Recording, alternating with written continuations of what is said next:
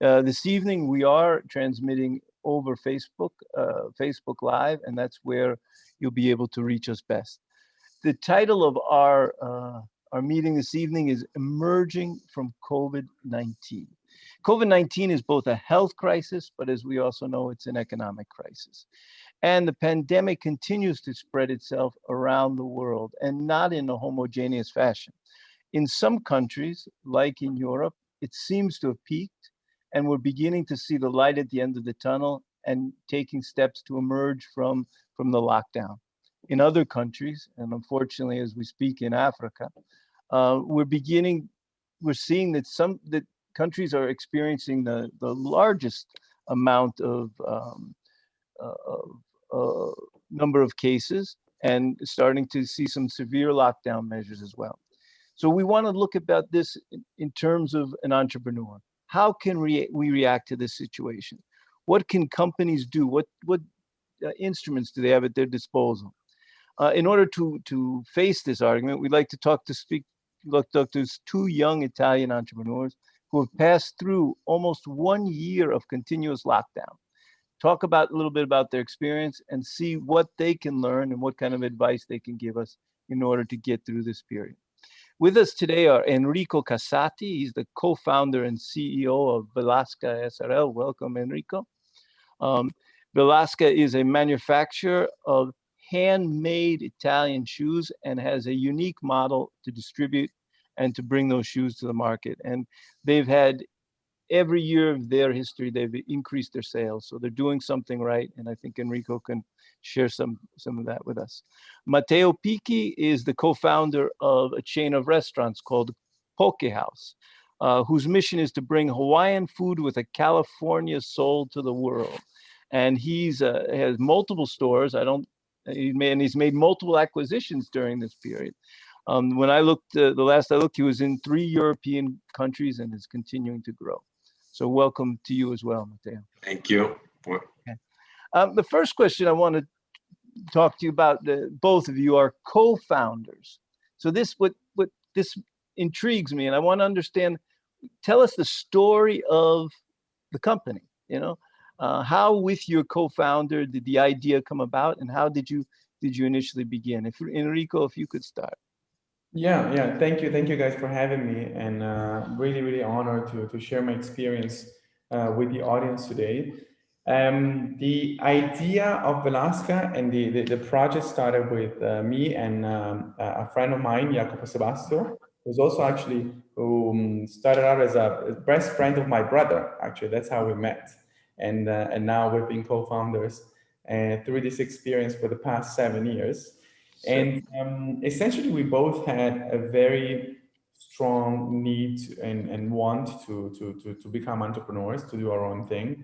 And we saw the opportunity of launching a brand, and launching a brand of shoes, especially, and leveraging on the new digital media that was coming up. This was 2012 when we started talking about the possibility of launching Velasca. So in the past 7 years, we kind of leveraged the rise of Facebook, the rise of performance marketing, and together with emotional creativity like photos and videos and storytelling, to create a new kind of brand, right? A brand that is direct to consumer, that has a community of people around, that has the ownership of the data, ownership of that relationship with the customer. So no distribution, no wholesalers, no resellers, and slowly but surely we've managed to become a company, essentially, from startup to company.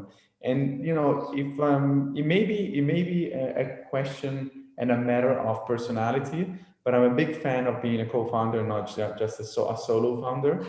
It may be me, but I tend to give and receive a lot of energy through the interaction that I have with people. And especially at the beginning, especially the first few years in your endeavors, I find it much more beneficial to have a co-founder in the same seat with you, possibly with different skills, right? Different skill set, different personality, different areas of expertise, but you're in it together, right? And on the one side, you don't risk going insane, especially 24 months of our endeavor were a bit tough, I must say. I remember like working like crazy for 2-3 weeks straight, and then looking at sales. So we sold like 12 pairs of shoes in a month. 12 pairs. Like no, that was nothing. So a lot of work and no results. That's the story of Velasca at the beginning. And having a co-founder allowed me to grow a lot. You're in it together. You build this strong bond with another person. I'm a big fan of it. I'd much rather have a co-founder have a. And Enrico, just as a comparison number, how many shoes did you sell in the month of May? Oh, how many pairs of shoes? More like close to 10,000 actually. Okay, so from 12 to 10,000. Okay. Wow, congratulations. Beautiful, beautiful. Okay, so we're going to get back to that relationship with the co-founder as we talk about COVID as well, and what that meant for you to have somebody that you could bounce your ideas off of and you could lean on a little bit. Matteo, you too have a co-founder, and could you go into detail about that? Yeah. I do have a co-founder. First of all, thank you for having me here. I'm very honored as well. Quick story of my company. I think I should maybe start from my background, because I was working before in finance. I studied in Bocconi, and then I did finance in M&A, investment banking in Bank of America Merrill Lynch. So I was living the let's say the born of the best, let's say, company driven by technology. It was back in probably 7 years ago. So like Enrico, I was very lucky of looking and being part of this world that was using the digital media to change and to disrupt some business model.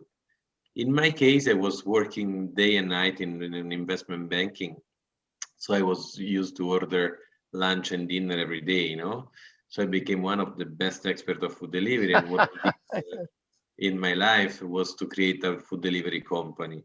I created a food delivery company that now it was called Fooding, and then I merged. I sold this company. I merged my company with another company that is called Glovo. And by the way, Glovo is also in Africa. It's now a unicorn, and I probably have spent the best years of my life as a shareholder and CEO Italy of a food delivery company. And it was a business that was booming, and the company was great. So what I did, let's say 2.5 years ago, but it was like just staying in the same business, because I felt very lucky of understanding this kind of business, understanding a little bit about data, and also understanding about food. So I've been in the same side of the business. I've been in the same business, but I went on the other side, because my feeling was, okay, if the food delivery companies are growing that much, at the end of the story, what is growing are the restaurants that are serving through the food delivery channel. So I tried to create the best companies in the food delivery channel, and I also use the big opportunity coming from the food retail business, that is a traditional and old business, but is still going extremely well, especially now. So what is Pokehouse? Pokehouse is a very simple but extremely successful food retail business. We have now, after a couple of years, we have 50 restaurants between Italy and Spain. 50 restaurants. 50, yeah, I think now today was 51 this morning, but basically we have 50 restaurants between Italy, Portugal, Spain, France, UK. We're opening now in the next couple of months in the Netherlands, in the US, and we still are probably the biggest group in pokeballs all around the world, and the idea is to create a food brand that will be famous. What I did very well, I think, was to bring the startup approach, what I learned in Glovo, and basically using this approach in a more traditional business now, that is the food retail, where it's very complicated to find innovation, to find new things. So investors really like what we did, our speed, our approach, our open mind to invest. So let's say we did the typical traditional business of food retail in a kind of like more fast and ambitious way. Beautiful. But it's fascinating that you went from customer to delivery person to the end product.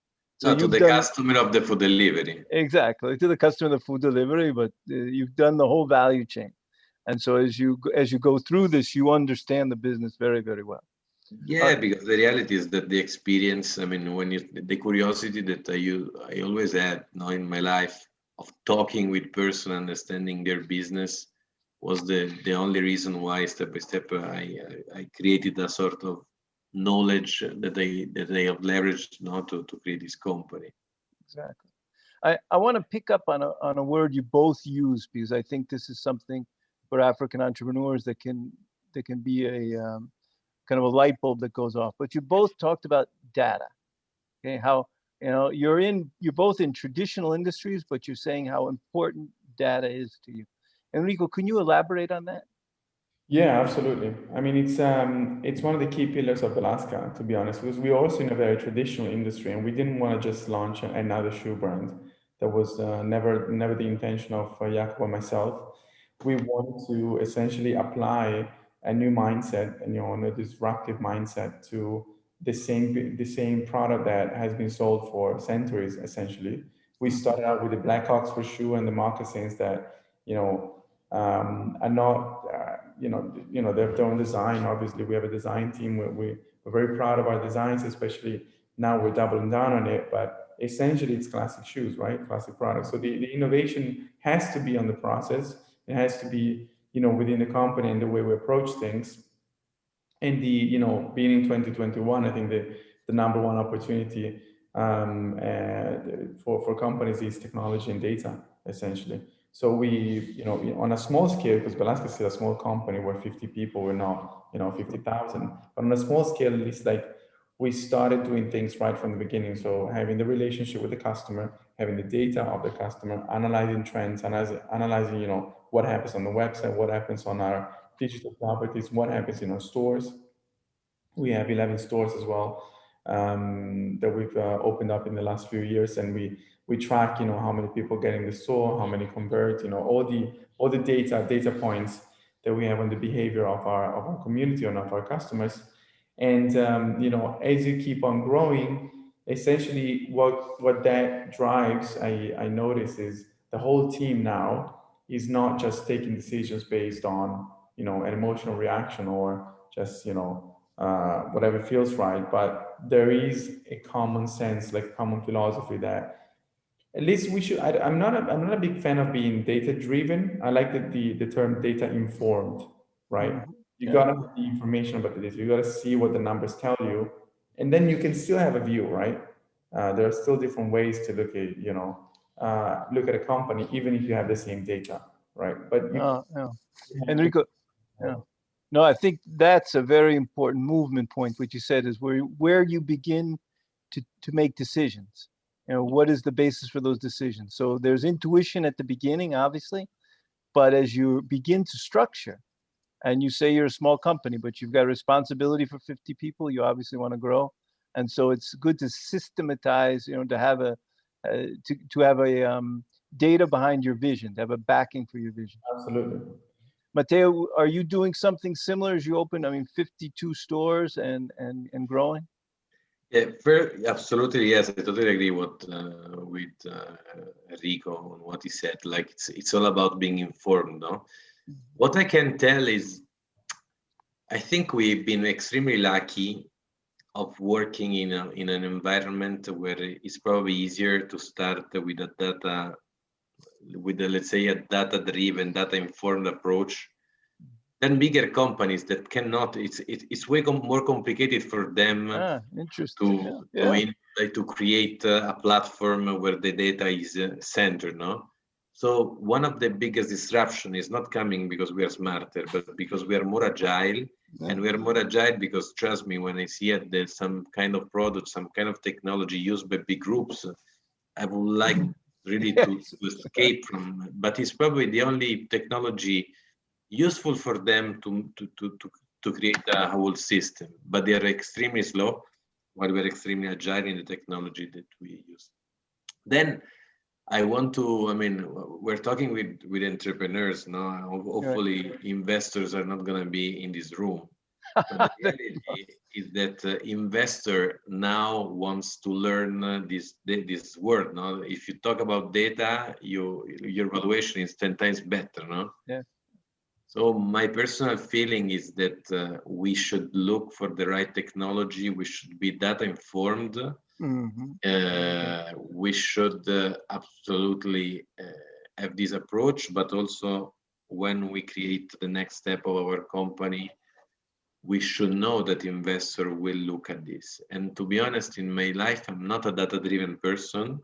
I probably did, I don't know, 50 interviews and I didn't pass not even one because I was a very entrepreneur mindset. And when I wanted to join a company, probably I was not enough analytical.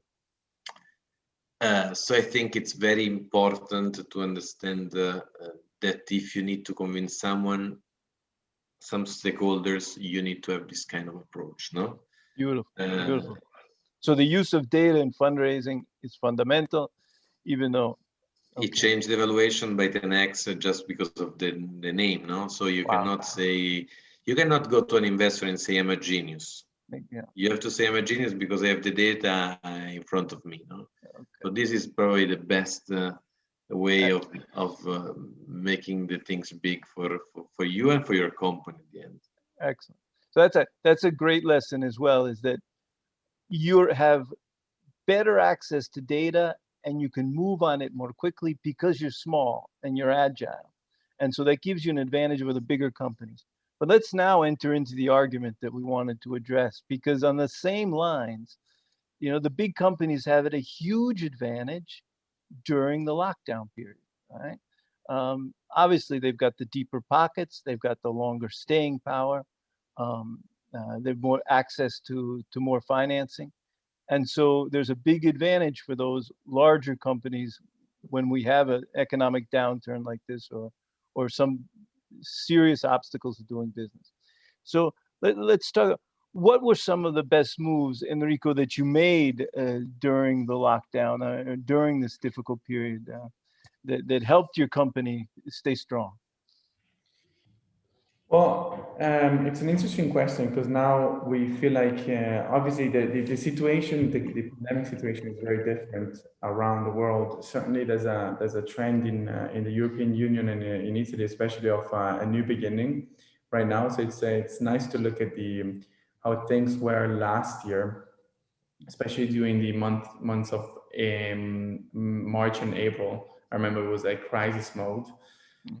So one of the smartest things that we did, I think, was we did a couple of things, and both of them had people at the center of what we did. On one side, it was to obviously stop whatever we were doing that was not necessary for the survival of the company. We went into survival mode, and we drafted a new cash flow plan for the next 6 months that would account also not just for the people internal to the company, but would account also to the people external from the company. So essentially our suppliers, Your suppliers, right? craftsmen that have been working with us for months. So we talked to them, and we kind of like we had made orders for deliveries of hundreds of thousands of products, actually to tens of thousands of products actually in the following months. And we couldn't cancel all of them. If we had canceled all of them, they wouldn't exist anymore. Those companies wouldn't exist anymore. Right. So what we did instead was to work with them to the best of our abilities to be able to save our supply chain as much as save ourselves. Right. So that's on the one side, I think we treated our suppliers as partners and not just transactional companies. Beautiful. And it may sound very I don't know, like marketing. It may sound like naive, but that's one of the things, one of the values that Velasca has, and that I think will allow Velasca to be different from all the other companies on the market over the long term. Because now those people, they look at us and they give us a service that they wouldn't give us if Beautiful. we differently. Yeah. And Just to underline that, you're working with artisans. So you're working with small shops who, don't have that huge customer base and which you need your business. Yeah. I work with Nazareno. Uh-huh. Very cool. Very cool. Nazareno is always here with me. And Matteo, as a restaurant chain, you too are supplier dependent. How did you work out those relationships during the lockdown? How did? Yeah, no, in reality, in the food business, if you sell like very fresh products, Mm-hmm. I mean, you don't have that much of like I mean, the relation is a really like a day-to-day relation, no? It's transactional. In which, I mean, our story of lockdown I would say we were kind of lucky, you know, because we were in one business that at the end of the story, for a couple of months, we really at like minus 20%, and that was extremely complicated. Then, as I told you at the beginning, we were lucky because we were also in the digital business, no? So food delivery at the end of the story increased, and we managed to recover, and we managed to step by step recover from this. But what I can tell about the COVID is that what I felt and what I see is that COVID, especially in Italy, that was extremely strong, was a moment in which 90% of the people just got scared, and this I can understand, and just paused everything for the future.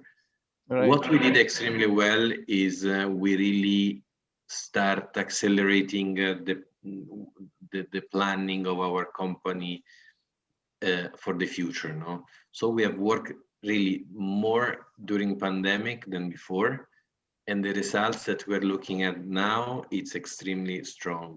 I mean, what we Give us did. an example, Matteo, of things you planned during the downtime. For example, we did a round of like 20 million at like a valuation extremely high, just because we thought that during pandemic we would have looked at the M&A market. So everything was going extremely, I don't want to say extremely bad, but everything was not going that well. I mean, we were under the pandemic, and I went to my investor and I said, if we have the money, we can buy all the best brands all around the world. Mm-hmm. And I started talking with these guys, and everyone was extremely scared. So I said, you know what, like we're a company that is willing to invest in your brand. And I mean, I cannot say obviously all the details because we just closed 2 acquisitions, but we're closing other 4 now. And the reason was exactly this, because we talk with entrepreneurs and we've seen that M&A was a huge opportunity during pandemic, especially now that the company has problem of cash, no? Because the cash at the end for a startup, the liquidity is probably the most important things. Even if the company could go extremely well, if you don't have liquidity, you will struggle, no? And what we realized was this. Then we also have realized this is stupid because it's really, when you look, when you talk with investors, no, the resiliency is extremely important. We have changed. I mean, during those 2 months, we've changed our business. We enter in the virtual brand business. We try to do many things, no? And to be honest, those things are not now still a priority for the company. We really show some kind of resiliency, and resiliency in those moments is really important, because investors now can trust you blindly, no? Because they know that in difficult moment you don't escape, no? You still stay as a captain of your business. I think this was really important for my investors, and that's the reason why they give us 20 million during pandemic. We did 2 rounds during pandemic. The first one was in March, where we raised 5 million, and the second one was like a couple of months ago when we raised 20 million. And we're still the numbers of pre-pandemic. I mean, of the pandemic. So you used a somewhat of a judo strategy. You turned the energy in the opposite direction. Exactly. And this is something where, you know, the entrepreneurs are listening to us. If they have a good working relationship with their investors, this is a time to be dialoguing with them and maybe becoming more aggressive rather than backing off and waiting for things to get better.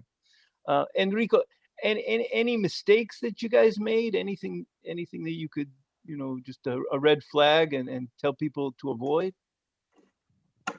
Many mistakes, I would say. Most of them are minor mistakes. We tend to not go big on any assumption unless it's tested. But I think we could have been faster in the reposition that we did into casual products. We've essentially flipped. Yes, that makes a lot of sense. I'm sorry, go ahead. Yeah, no, we did. We flipped the percentages of products sold, into the formal wear and products sold to casual wear.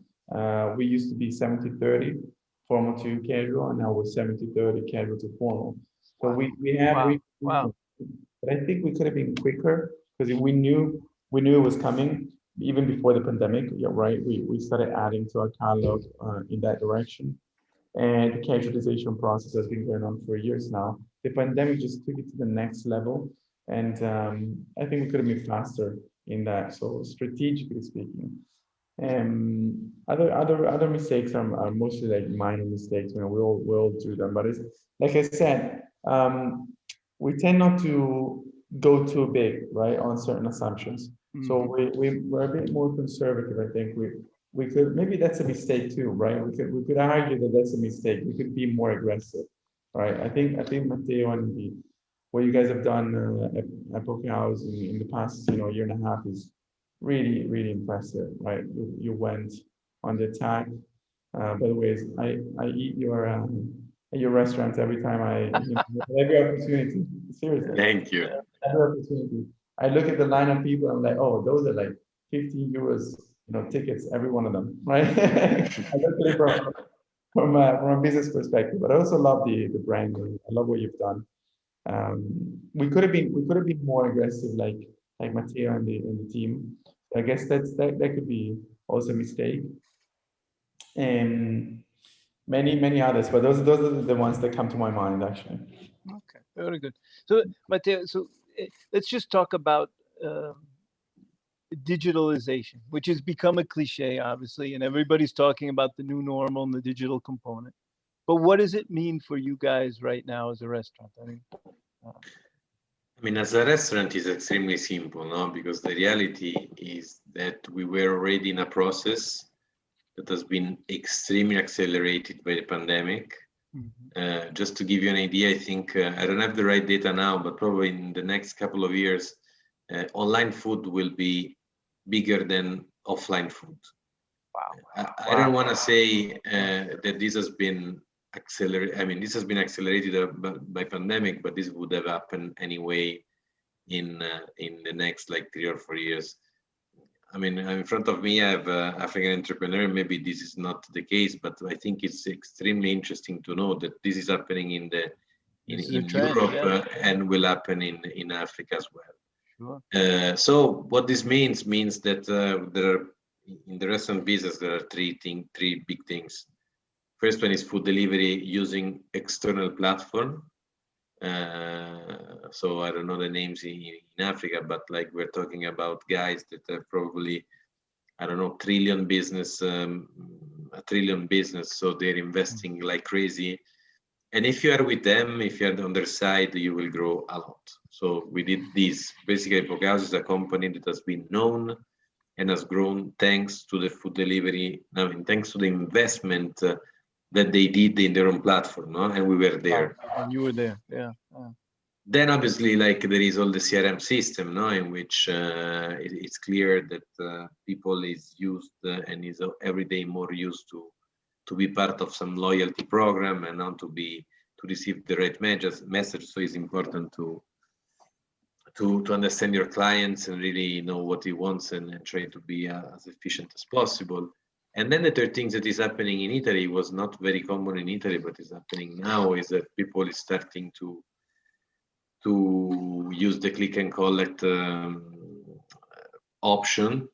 That basically means skipping the line and pre-ordering things, and having a life a little bit more organized and a little bit more not social now, but that's what's happening. So it's important. I mean, in restaurant is very important to have the so-called omni-channel system, in which you can really understand. I mean, you can really the clients can have different touch points. you can have different revenue stream. At the end of the story, you understand your client, and step by step you see how much he wants to go towards like digital things, digital way of ordering food. But anyway, back to the first question. I have a co-founder because she doesn't think about this. She's the opposite of myself. I'm Is a she a business foodie? person. She's a foodie person. She's an Right. hospitality person. She understands about how to make people happy, And the reality is that we are not a restaurant. We are, we sell food, but we sell an experience, So I think, I'm talking about the 50% of the business, or probably the other 50% is just the experience that we can offer to the clients, Excellent. Yes. But anyway, also in that experience, people don't want to have any more like menus. They don't want to touch things, they want to go fast.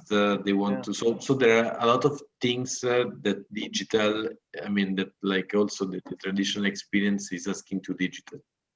Interesting. Well, let's go back to the human side, okay? And we'll go.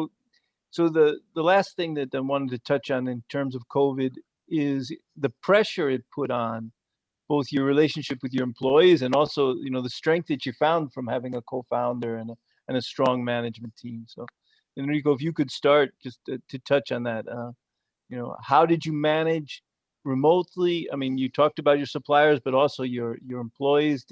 Was there a hiccup in there? And Yeah. It was quite a surprise actually how effective remote working has been over the last few months, over the last year and a half. So in terms of effectiveness and managing people and managing projects, we didn't really see problems at all. We didn't see like a slowdown. The things that we saw was a complete like destruction of company culture, to be honest. Interesting. What we built like slowly and carefully over the years, it didn't collapse just because it was so strong and so in Beautiful. the DNA of the people working with us that we were able to maintain it. But for the new hires, new people coming in the company, having a remote policy, and not having no office, no physical space to share, in our experience, kind of destroys that value, the DNA of the company. So we'll be full remote until the end of August. But as you can see, I'm in the office, and there are other people that come to the office spontaneously. We'll be going, I think, on a hybrid model from September the 1st, probably like 3 days in the office and 2 optional, so a potential remote.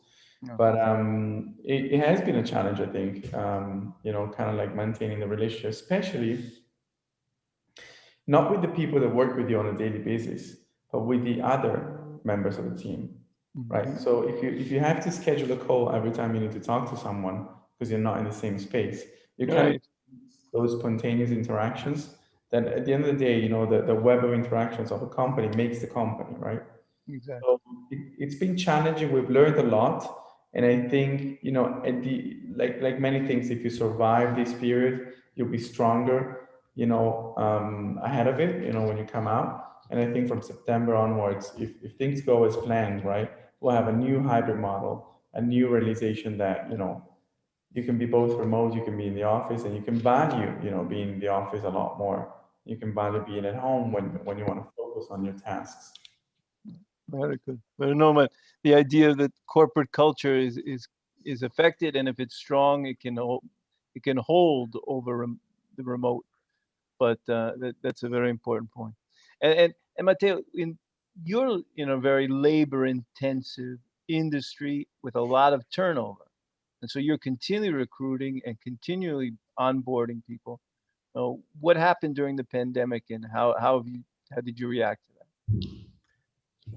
That was extremely tough because in Italy, as I told you before, it was extremely strong, and you as a company,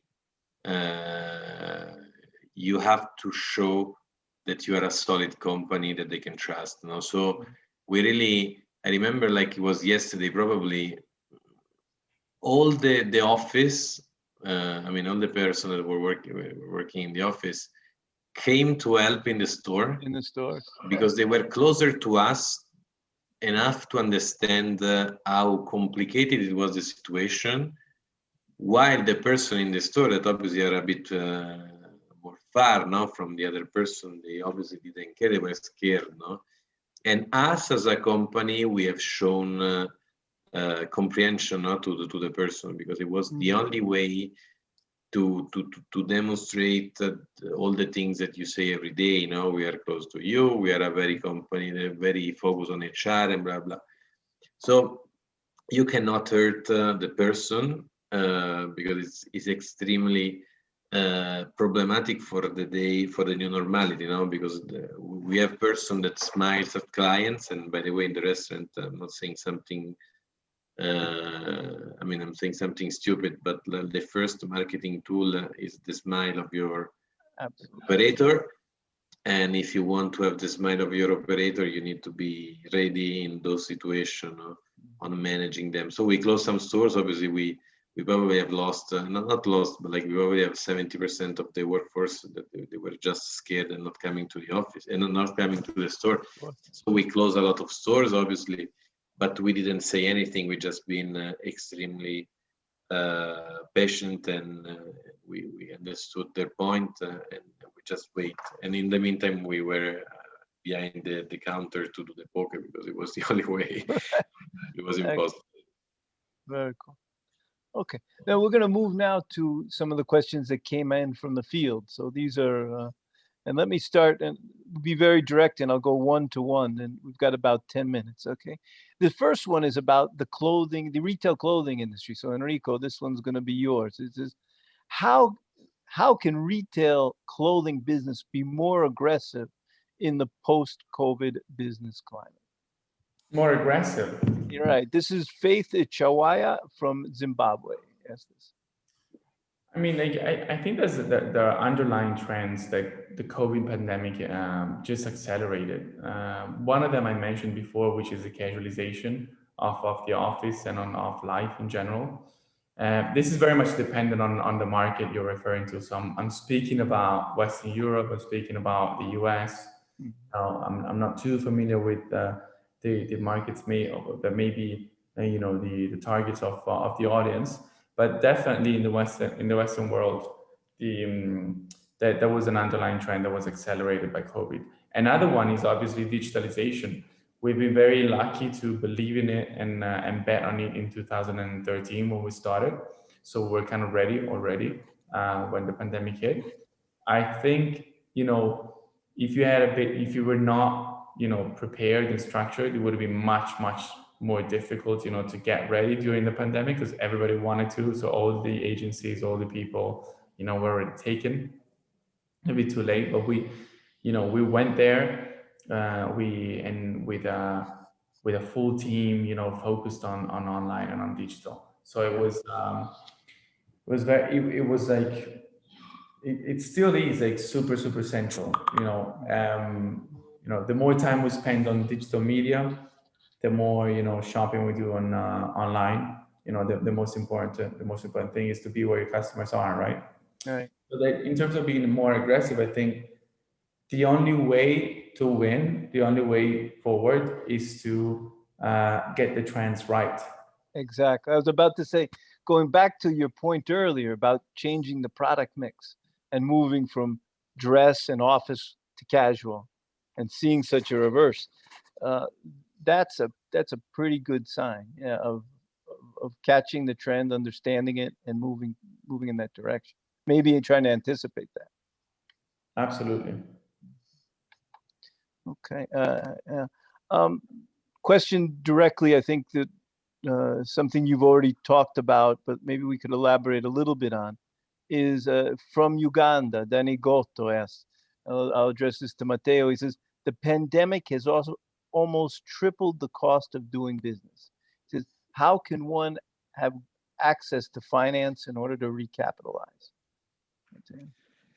I don't know. Like, unfortunately, I'm not that expert in I mean, venture capital / private equity in Africa. So I can share my experience. My experience is an experience made of a very weak venture capital market, because Italy, it doesn't offer a lot of venture capital, but like I think all over the world there are a lot of like angel investors that can Absolutely. really make the difference. In my personal experience, I had both, but I strongly suggest to go towards like the angel investors, because they can really add value, and they can have a little bit more like entrepreneur friendly approach. What I really want to tell, and the reason why, I mean, the way I do business is just to think that every year you have an exam, no? The exam can be in round A, round B, round C, but can be a bank, can be whatever it is. It's like you are like a student in which you have to prepare something. And my strong suggestion is to prepare the day one, the goal for the exam that is gonna be probably 1 year now. When I was working in finance, we call this like equity story, no?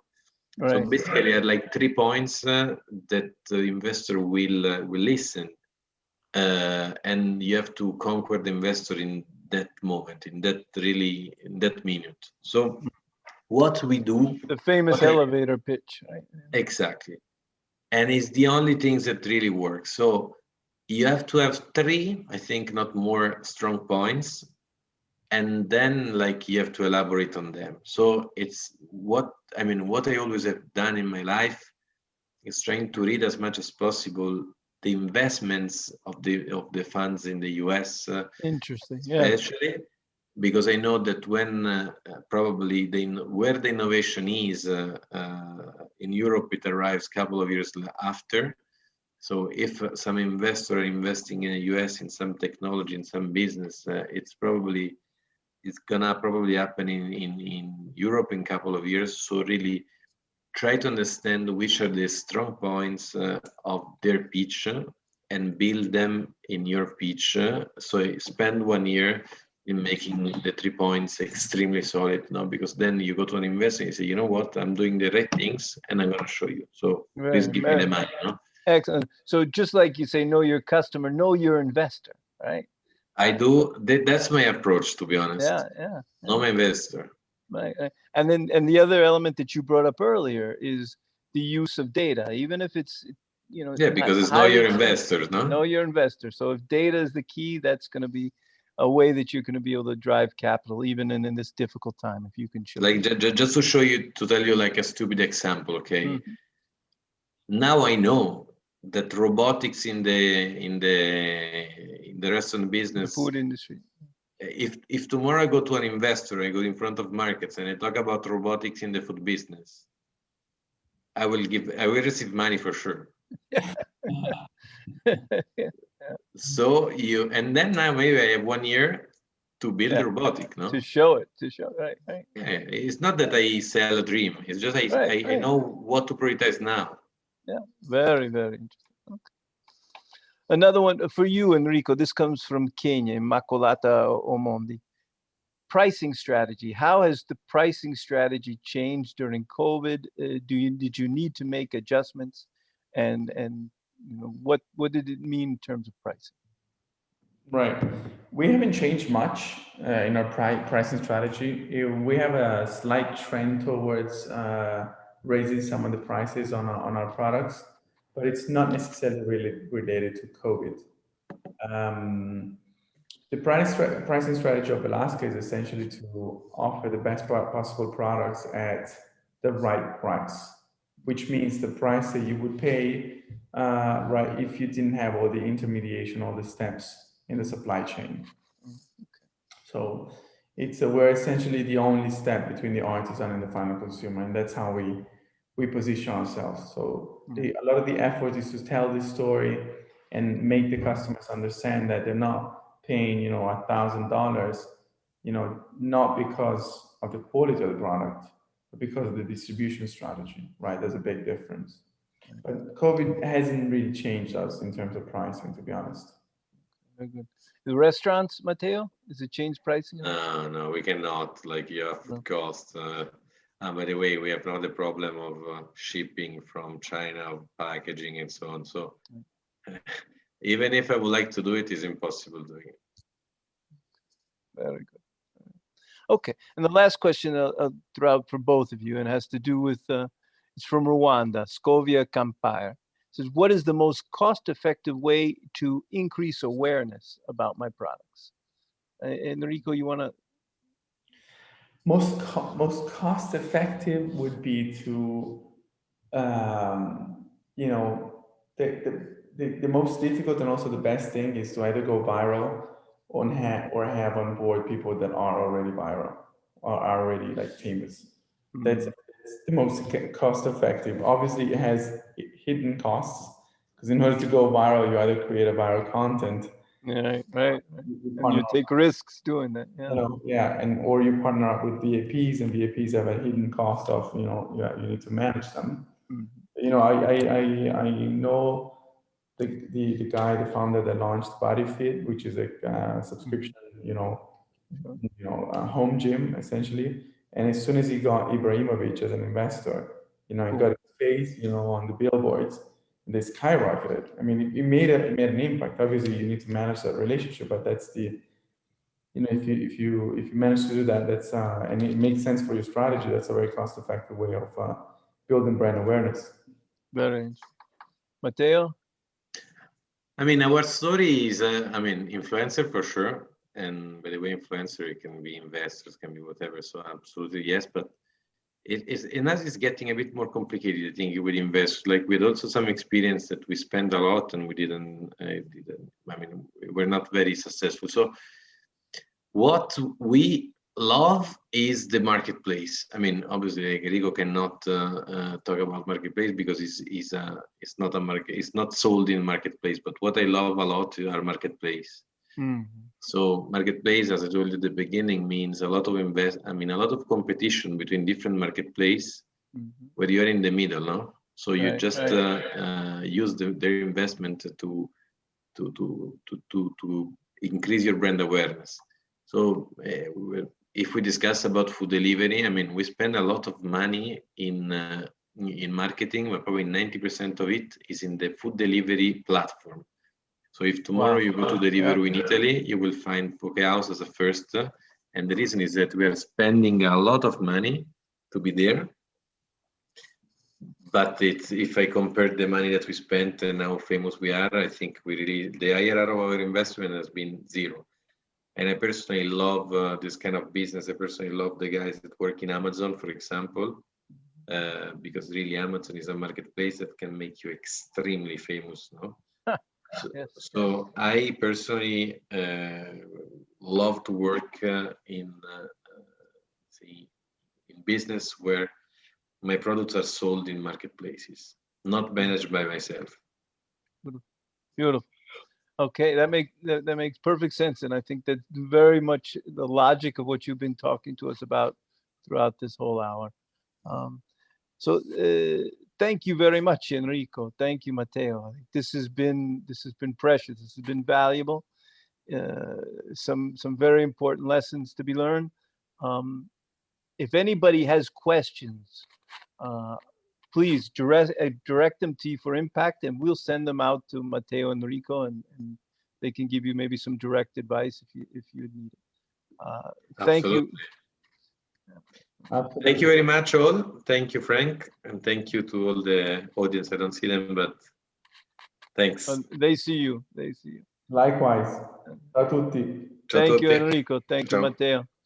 Have a good evening. Bye-bye. Bye.